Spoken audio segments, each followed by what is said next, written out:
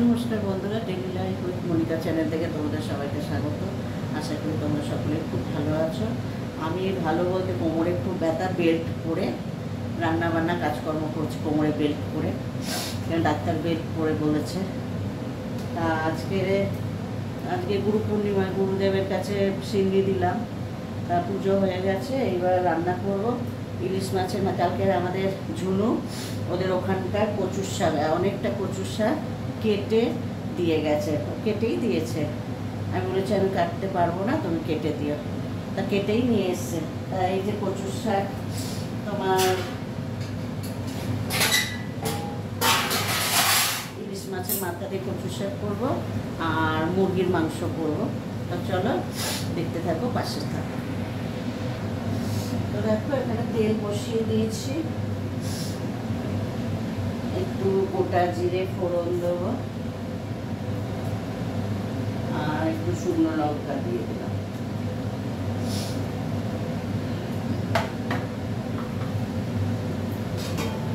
ইলিশ মাছের মাথাটা ছোট, তার জন্য তেলটাও দিয়ে দেবো। তেলটা দিয়ে একেবারে করবো। দেখো এখানে ইলিশ মাছের মাথাটা ভেজে দিচ্ছি,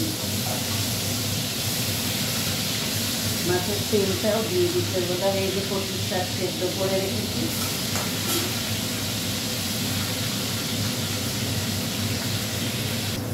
দেখো এখানে আদা আর কাঁচা লঙ্কা বেটে নিয়েছি।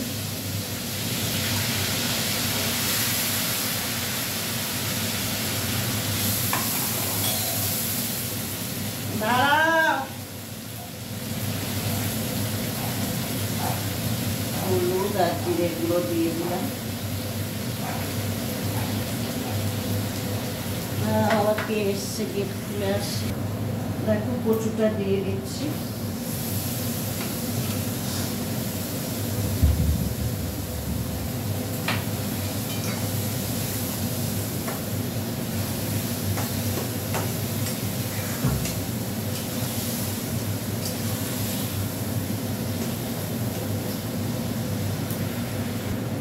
দেখো একটু নারকেল পুরো দিয়ে দিয়েছি।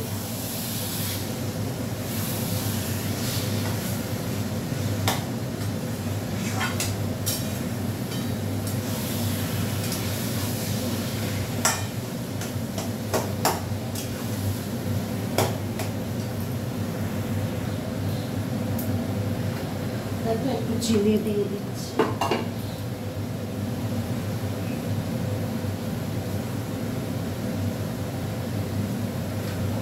শেখার শেষ নেই। তোমরাও কিভাবে কচুর শাক করো আমাকে কমেন্টে বলো,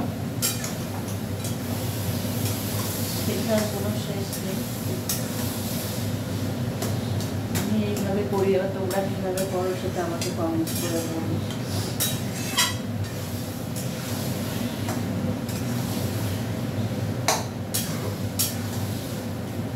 বৃষ্টি হচ্ছে, গরম কমছে না, এত বৃষ্টি হচ্ছে।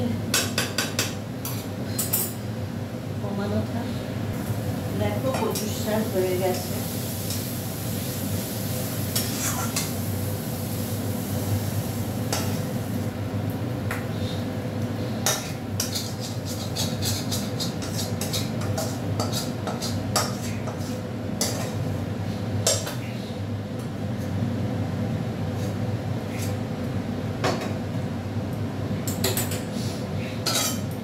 দেখো ওই ঝুনুকে দেবো বলে ওইটা তুলে রাখাবো, আবার কালকে আসবে এসে নিয়ে যাবে। আর আমাদের এই যে দেখো